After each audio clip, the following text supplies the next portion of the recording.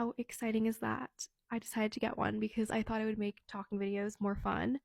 But more importantly, I wanted to talk about how I got out of a 6-month book slump.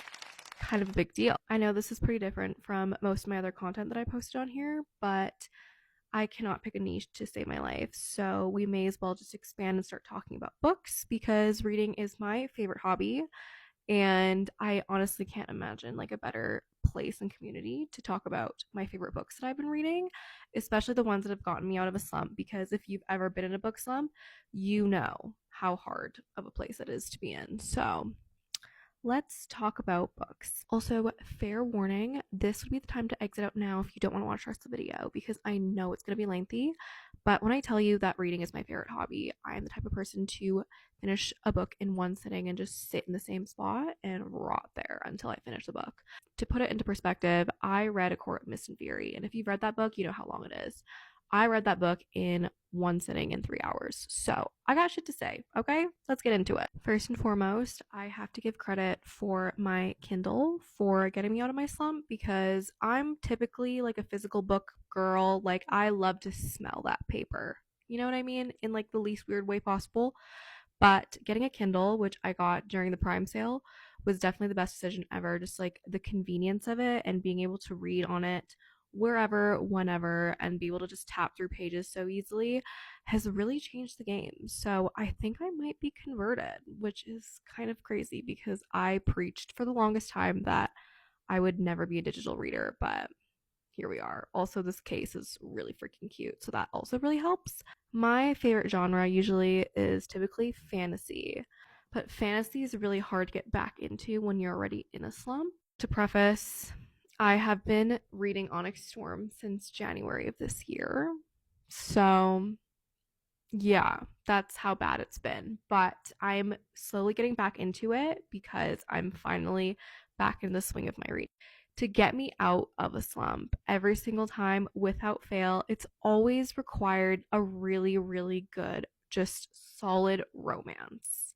So, here are some of the ones that I have been reading. First and foremost, we have Hexed by Emily McIntyre. This series is just, it's crack, to be honest, is what it is.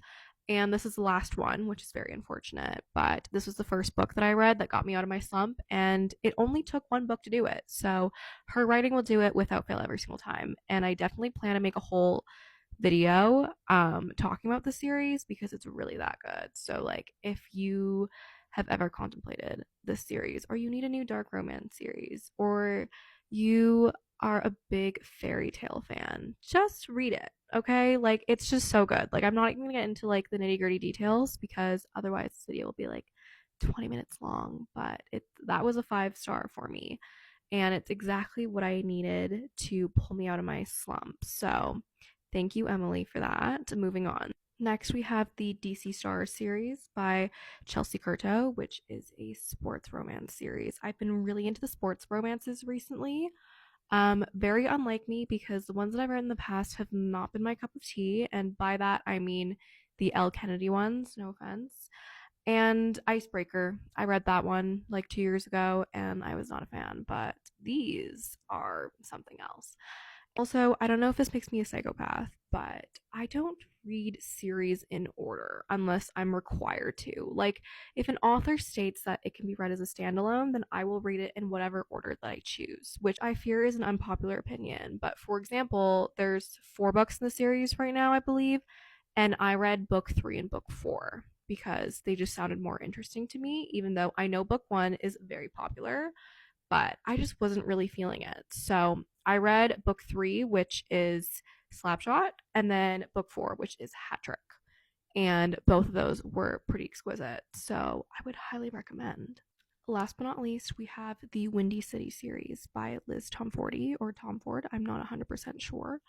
And I have really outdone myself because I have managed to read 7 sports romance books in total in the last week and a half. And I think there might be an issue with me. They're just really good and I can't put them down. But I have one of the covers right here, The Right Move.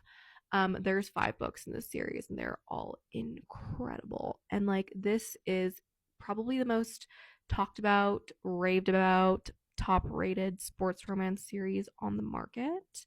Or at least I believe that is the general consensus from Book Talk. And I understand wholeheartedly why that is. Like, it's good. It's really, really good. That's really all I'll say. But, anyways, I'm probably going to make a separate video talking about those books in depth too, because they've really done something to me. If you've watched up until this point, just know how much I appreciate you for listening to me blabber. As you can tell, books are like a big soft spot for me. Like, I could talk about them all day long, but I'm just happy to be out of my rut, and I'm super excited to get back into my fantasy. And there's been a lot of new fantasy releases as well that I've been eyeing, so I'm super duper excited about that. But yeah, let me know if you want me to make more of these videos. And even if you don't want me to, I think I will anyway. Thanks for watching.